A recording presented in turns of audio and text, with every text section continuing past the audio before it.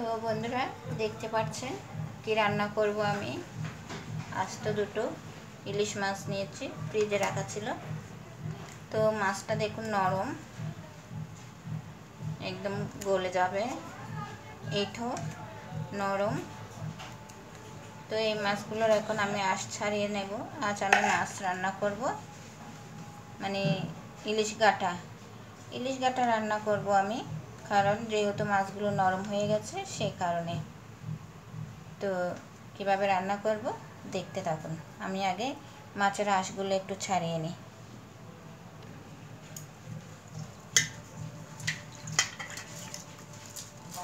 এমনিতেই উঠে যাচ্ছে আঁশগুলো, দেখুন। আঁশ ছাড়ানোর পর তারপর কেটে নেব।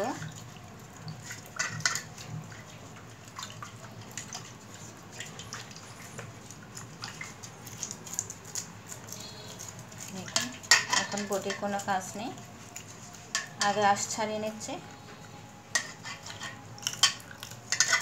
তারপর কাটবে।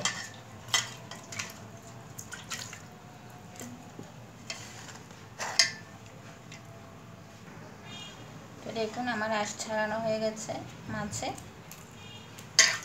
এবার কেটে নেওয়ার পালা। জলটা ফেলে দিব।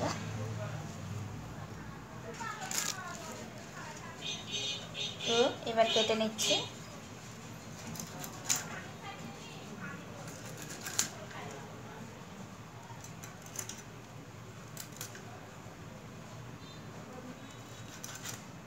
ইলিশ মাছ এমনই দেখুন ছিঁড়ে যাচ্ছে একদম, কারণ এই মাছটাই ঘাটা খেতে হয়।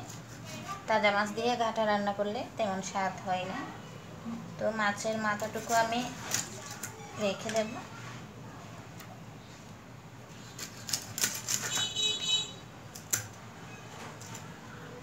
দেখুন ময়লাগুলো বের করে নিচ্ছে।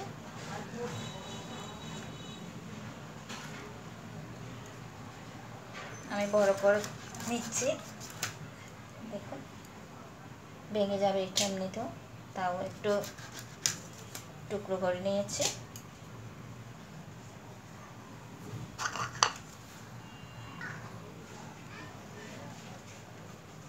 দেখুন একটা কাটা হয়ে গিয়েছে।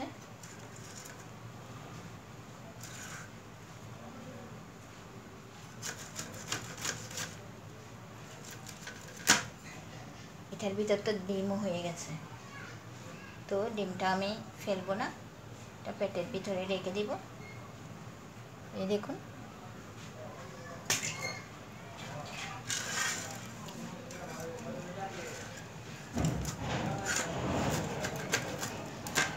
এই তো দেখতে পাচ্ছেন। তো আমার কাটা হয়ে গিয়েছে মাছ।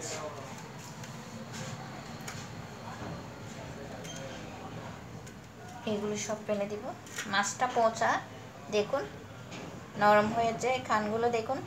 যদি মাছ না পচে এটা লাল থাকবে, কিন্তু এটা একটু পচে গেছে, সে কারণে মাছের খানগুলো এরকম। তো সেটাকে আমি ইলিশ মাছের ঘাটা বানিয়ে ফেলবো।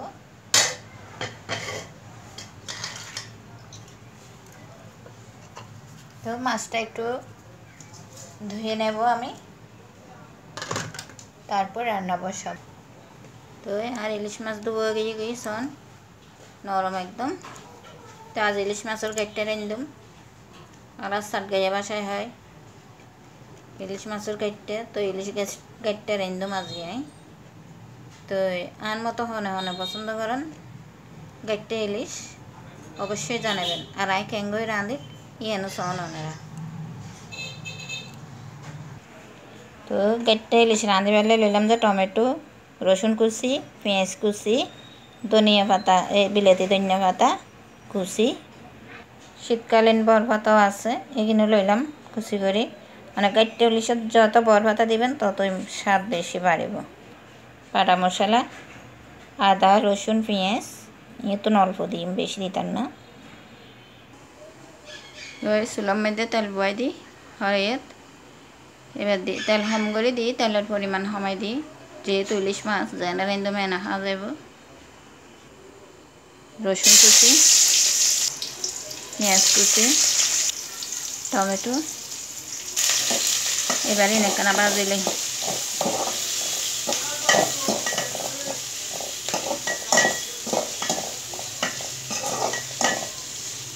জিরেটা আমার না দেখে গেছে, লালটা আছে। যাই হোক বন্ধুরা, দেখতে থাকুন কীভাবে আমি গাটা ইলিশ রান্না করছি। আপনারা ওইভাবে রান্না করে খেয়ে দেখবেন, অনেকটা ভালো লাগবে।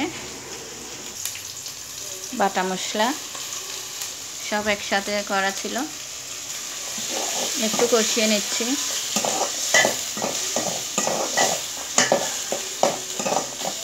এবার দিয়ে আমরা হলুদ,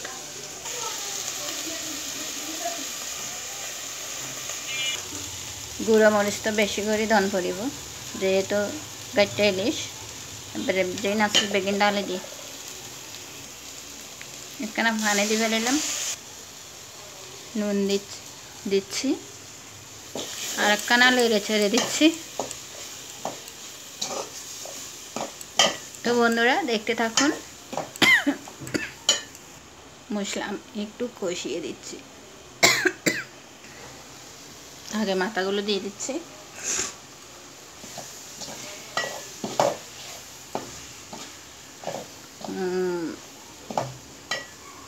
মশলা প্রায় কষানো হয়ে গেছে।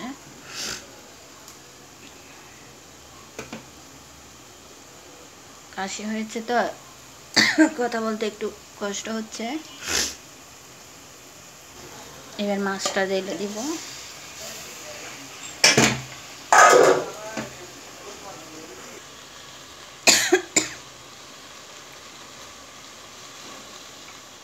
তো বন্ধুরা, মাছটা এখন আমি ভাঙবো না, এটা আপসে ভেঙে যাবে। একটু ঢাকা দিয়ে দেব, তারপর দেখবেন এটা এমনিতেই ভেঙে যাবে। তো আপনারা চাইলে মাছটাকে একটু আগে থেকে ভাপিয়ে কাঁটাটা নিয়ে ফেলতে পারেন, যেহেতু আমরা কাঁটা পছন্দ করি খেতে। তো আমি কাঁটা সহ দিয়ে নিয়ে ফেলেছি। আপনারা চাইলে কাঁটাটা বেছেও রান্না করতে পারেন, যাদের ঘরে ছোট বাচ্চা কাচ্চা আছে তারা। তো আমি এভাবেই রান্না করছি, তো পরে দেখতেই পারবেন কেমন হয়।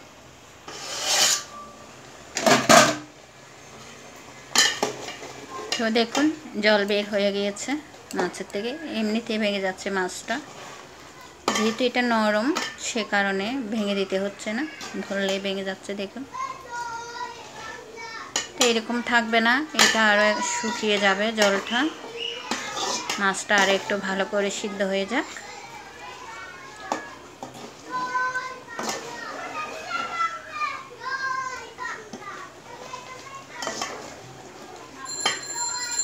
দেখেছেন এটা এমনিতেই ভেঙে যাচ্ছে, ভেঙে দিতে হচ্ছে না। দেখুন তো আর একটু হয়ে যাক, তারপর কাঁচামরিচ, ধনিয়া পাতা দেব। এটাকে একটু বারবার নাড়তে হবে, নয়তো নিচে লেগে যাওয়ার সম্ভাবনা আছে। দেখুন অনেকটা ঘনত্ব হয়ে গেছে, আরও শুকিয়ে যাবে।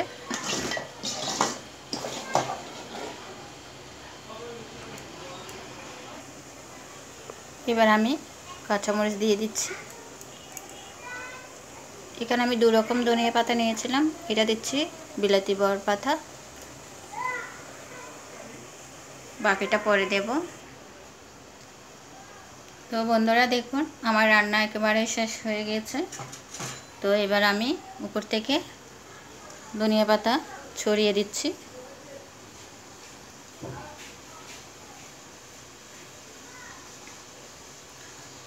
দেখুন কত সুন্দর লাগছে।